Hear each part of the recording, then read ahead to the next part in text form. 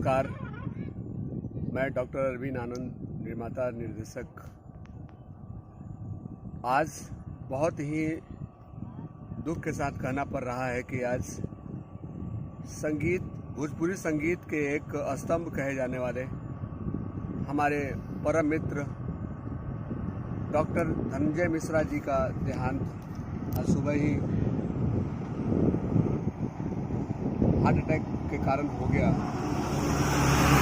धनंजय मिश्रा जी जितने अच्छे संगीतकार थे उतने ही अच्छे इंसान भी थे, मिलनसार भी थे और उनकी कमी आज कहीं ना कहीं भोजपुरी इंडस्ट्री को खल रही है। हम ऊपर वाले से यह प्रार्थना कर रहे हैं कि उनकी आत्मा को शांति दे और उनके परिवार जनों को इस विपत्ति की घड़ी से लड़ने के लिए ताकत दे। डॉक्टर धनंजय मिश्रा जी को भावे विद्यापीठ की ओर से मैं अपने पैतृक ग्राम मठनपुरा एकमा अपने पिताजी की पुण्यतिथि के अवसर पर उन्हें जब डॉक्टरेट का उपाधि देने के लिए एक कॉल किया था।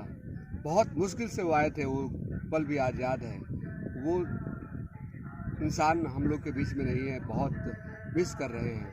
और पूरी भोजपुरी इंडस्ट्री मनोज तिवारी की लगभग सारी फिल्मों के म्यूजिक से लेकर लगभग 250 से ऊपर फिल्मों के संगीत उन्होंने दिया है और